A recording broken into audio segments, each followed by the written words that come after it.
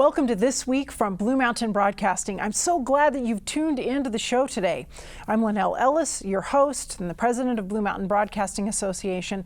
And today we have a great show in store for you. We're going to be talking about a brand new program coming to Blue Mountain Television in the near future. This is a program that's being produced by the Center for Media Ministry at Walla Walla University and the Center for Humanitarian Engagement at the university. And I'm going to be interviewing David Lopez from the CHE as he talks about this great new project. You won't want to miss it. And I'll also have some station news to share with you that you will want to tune in for as well. Let's begin now with our devotional thought. Last week, I was sharing with you about Nicodemus, and I was sharing from this book, The Chosen, 40 Days with Jesus, and we were talking about light as our topic, and Nicodemus, and how he was finally able to come out of the darkness and into light. We're going to back up just a little bit and talk about Nicodemus some more, but from a different perspective. This time we're talking about the theme of power. And the key verse for today is Ephesians 1:21. Christ is far above all rule and authority, power and dominion, and every name that is invoked, not only in the present age, but also in the one to come. Nicodemus and his Sanhedrin colleagues were the political and religious rule makers and enforcers of their day. They doled out a dizzying mess of statutes, down to the most impossible to follow legalistic minutiae. They were especially fond of legislating Sabbath observance, purity, and tithing laws. Of course, the Pharisees created all kinds of loopholes for themselves. They deemed the mutable oral law to be equally as binding as the written one. In other words, they could change or follow a law however and whenever they saw fit. Consequently, this group of rule maker breakers was thought by the people to be high-handed, hypocritical zealots. Their shameless arrogance provoked resentment and fear-based obedience. They were essentially fancy bullies. As far as he was concerned, Nicodemus deserved the glory he got. After all, his command of Scripture, religious training, prominence in the community, and the power to throw folks in jail for, say, fishing on the Sabbath mandated it. And who would dare question him? What common man was more powerful than he? Nicodemus discovered the answers when he met Jesus. Jesus didn't look very important. He didn't adorn himself with elaborate garments, phylacteries, and long tassels the way the Pharisees did, nor did he brandish a list of credentials and demand deference. Yet his power defied and preempted all systems of institutional hierarchy. His otherworldly authority was dispensed with compassion and grace. It was undeniable. Jesus cast out demons and did miracles, and Nicodemus was among the few men of power who knew what that meant. Jesus was sent by God. And although his presence threatened Nicodemus' position, power, and livelihood, it beckoned his heart and compelled him to risk all he'd built. In Jesus, he found real truth and power, not the religious invention he was a part of. He found the Word. It had been made flesh and was dwelling among them. The body of Scripture Nicodemus had dedicated his entire life to knowing knew him by name.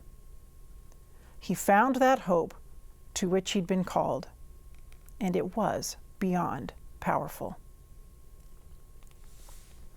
Here's some questions that we can ask ourselves as we think about this devotional thought that we've just been reading about Nicodemus and power.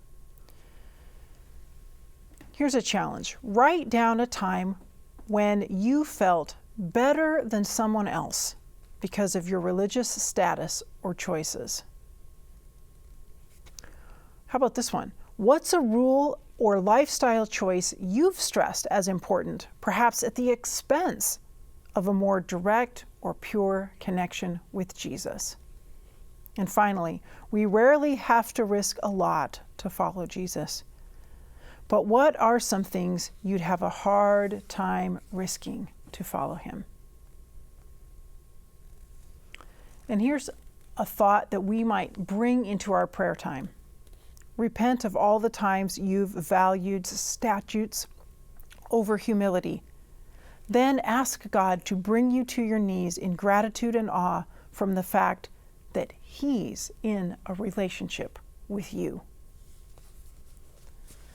Stay tuned. I'll be right back.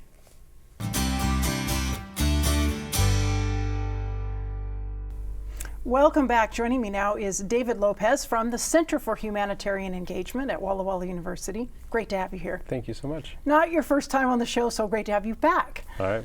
Appreciate being back. And we have something really specific and special that we want to talk with our audience about today. Something exciting. It is, isn't it? New programs are always exciting.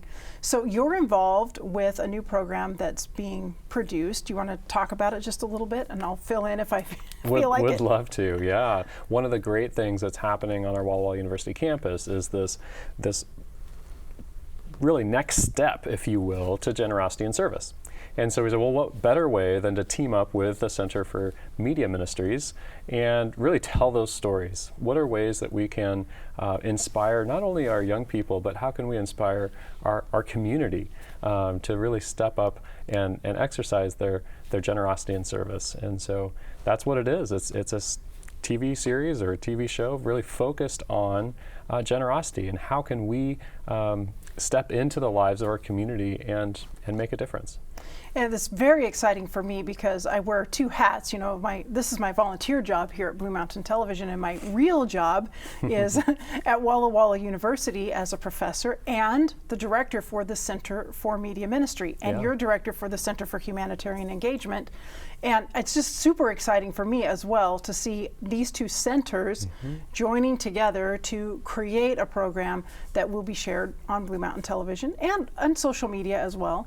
We were praying for a way to tell the stories, to inspire more people, and I think you were praying for a story to tell. Yes, and so exactly. This was a good connection, but yeah, it's not your average TV show. We're going to be getting people into the communities, into people's homes.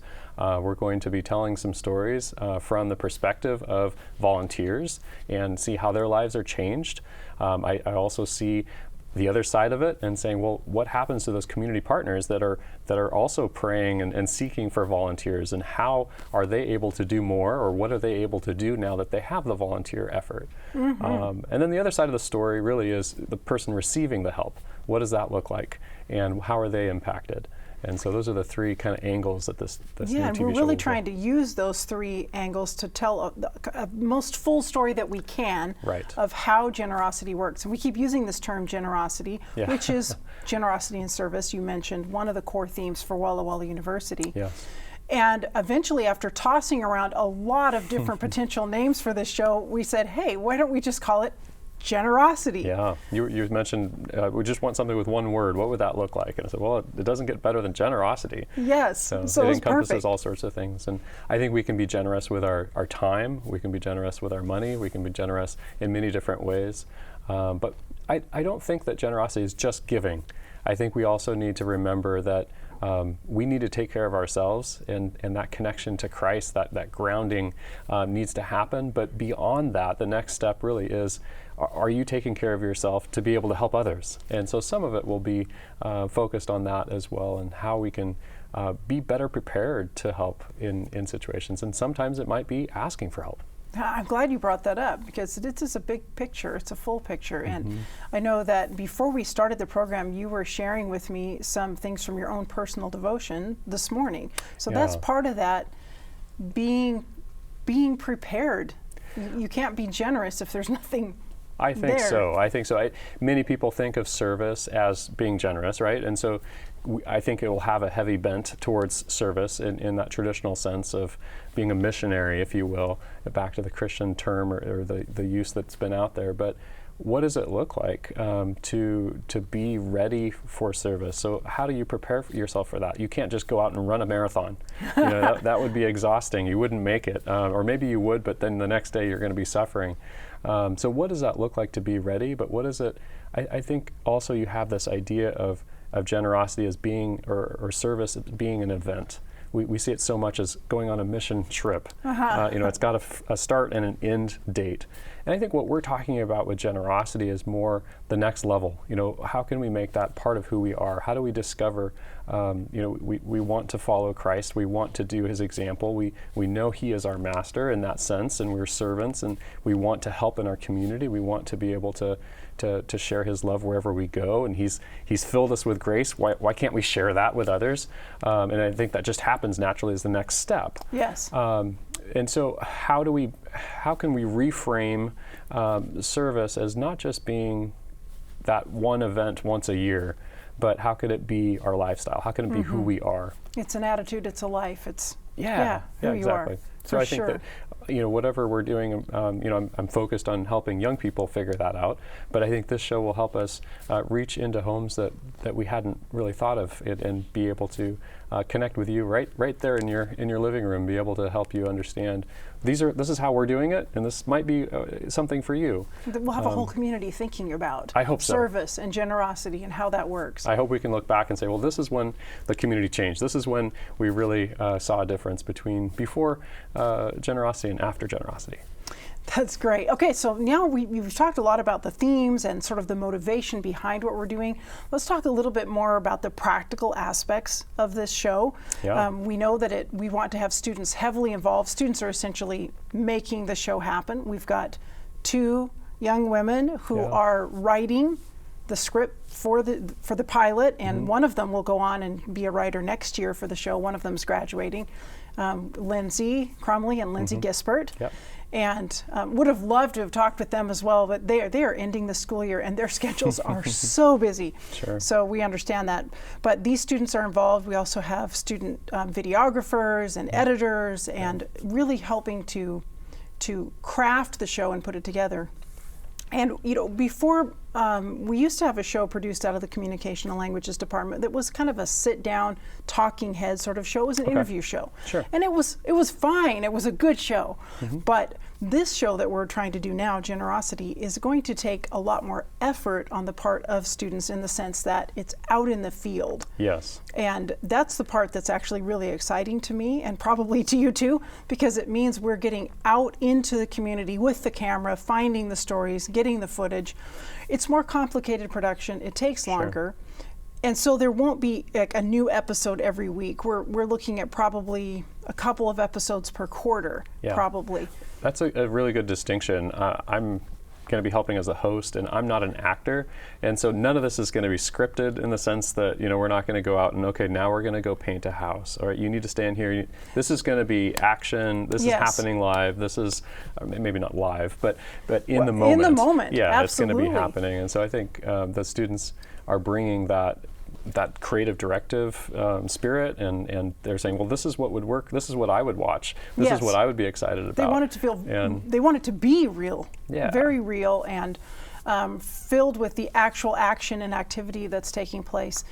And let's talk a little bit about the pilot episode, because that's what we've been working on this spring, and that's the first one. And once we have that finished, which will get finished over the summer, then we'll be looking toward trying to ramp up the schedule a bit in next fall for episodes. But this first one, what story are we telling? You can tease it out a little bit. Well, I don't want to give away all the different secrets, but it was filmed around our Tri-College Community Day, which is a day where Whitman College, Community College, Walla Walla University come together and take that day to serve in our community. And we had 20 different community partners that kind of reached out and said, we could use some help, we could do some help. It happens around Earth Day. And so that adds kind of a theme of helping our planet as well as our community. And I think that had a lot of just draw for students to be able to want to help in that way. And so we kicked it off at the Walla Walla Fort Museum And that was just an iconic place.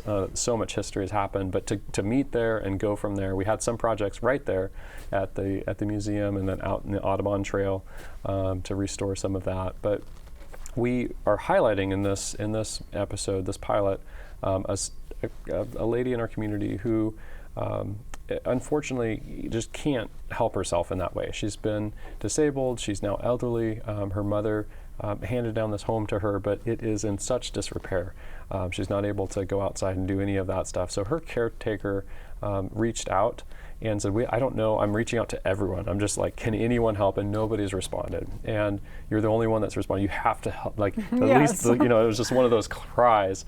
And so I said, well, what do you need? And she said, well, our home insurance for this house is going to cancel their policy because the paint, the siding, everything is so bad. And so we had a smaller team go out and kind of do the prep work, scrape it down, fill in with caulking, and just make sure it was watertight before the winter. But this seemed like a really good project for this group. In fact, it just wasn't warm enough to even get to it. So we go in, and with this group of 22 maybe, we have 3 hours, and we paint the entire house. And so this is through that episode. There's going to be some interviews from the caretaker. The lady that lives there isn't going to be on the film, but you'll have the caretaker emotionally share what this means to her and for the lady that lives there You'll be able to see it from all those angles, all those perspectives. And then of course the students are just like, wow, thanks for connecting us. And there's all of this joy and service. So that's exciting. I can't wait to see this episode. I know we have we have all of the primary footage already, and we're working on some other additional footage that we need to have in it with some of the interviews and that sort of thing. We're also continuing on the production side on working on kind of the intro to the show that's going to open the show every time. And it's not just going to be like, oh, here, this is the name of the show with some music. It's going to be a really fun intro that illustrates visually and a little bit dramatically what we're even talking about, what service is, with a couple of very short little scenes. Some very creative students. Yes, just love what they've written. We're so excited because we can come in with a basic idea like we had, but as soon as we brought those students in, it begins to really flesh out and become hopefully a show that they would love to watch and all of our viewers would really enjoy. I think so. Yeah, it's going to be excellent. Thank you for this opportunity to partner on this. Yes, thank you so much, David. Appreciate it. Yeah. Stay tuned. I'll be right back.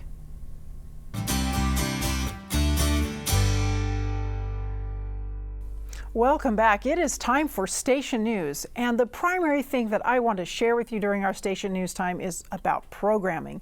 Things you want to tune into Blue Mountain Television to see. And the very first one is Secret Life of the Desert premiere on Blue Mountain Television. We are so excited about this. June 5, that's the date. It's coming right up. June 5, that's Sunday night at 7 p.m. So you'll want to be right there watching it for the very first time as it premieres on television. Secret Life of the Desert, Episode 1, this Sunday, June 5 at 7 p.m. And then if for some reason you just can't watch it on Sunday, there will be a rebroadcast of that same episode, Episode 1, on Wednesday at 9:30 a.m., so the following Wednesday, and then the following Thursday at 6 p.m. So those are 2 alternate times, 9:30 a.m. Wednesday or 6 p.m. Thursday. And another bit of programming you will not want to miss is the Walla Walla University graduation, the commencement exercises, which are going to be taking place on Sunday, June 12. Live on Blue Mountain Television, like they traditionally have been, starting at 8:30 a.m. So it's kind of an early morning for a Sunday. Tune in then to watch the graduation exercises taking place out on the beautiful Centennial Green on the Walla Walla College campus. It's always a great time of celebration and just a joyful time, and fun for us to be able to share that great event with our community. Now, some of you might be wondering, what about camp meetings? Are there going to be some camp meetings on Blue Mountain Television? Well, there are, and the first one that we know about and that we have very clearly scheduled for you is the Upper Columbia Conference camp meeting. And this is going to be happening live and in person. So it will be at a real venue with live people there that you can either, you can drive up to Spokane and be a part of it in person, or you can watch it on Blue Mountain Television as it takes place. And here's what you really wanted to know. Who's the speaker? Who's going to be presenting at the camp meeting?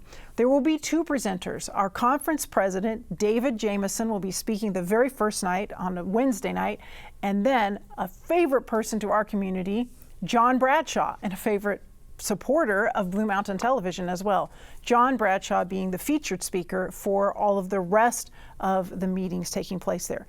And there'll be some music that you don't want to miss as well. The King's Heralds, that famous quartet, is going to be there and sharing their music during the Upper Columbia Conference camp meeting.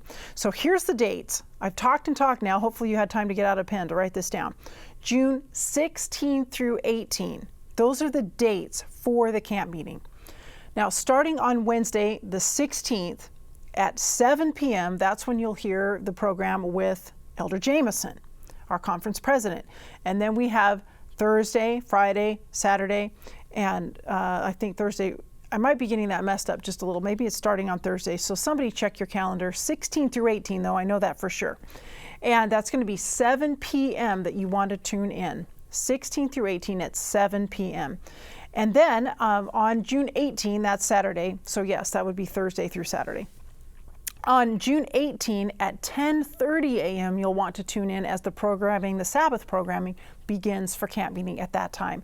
And you'll just kind of want to be staying tuned throughout the day. But highlight this, at 4 p.m. on the 18th, that's when you'll be able to watch the King's Heralds concert. So again, Thursday through Saturday, June 16 to 18, 7 p.m., 10:30 a.m. on the 18th, and 4 p.m. on the 18th. So we have some exciting programming coming up on Blue Mountain Television. Some of these things really feel like summer, don't they? Graduations and camp meetings, and things that are always really special and unique at this time of year on the station.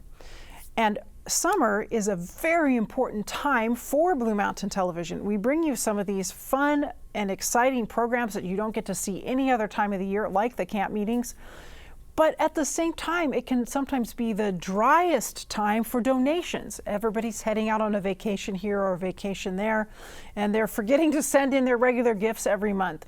And so I have to make an appeal to you just to alert you in your mind. Summer can be pretty challenging at ministries like Blue Mountain Television, and so we need some extra summer gifts from you to support the everyday operation of Blue Mountain Television as we bring you this good summer programming.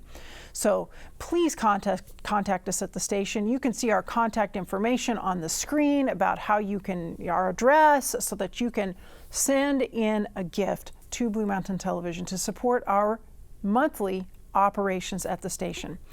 So very important. Thank you for doing that, and thank you for praying for the ministry and what we are doing at Blue Mountain Television as well.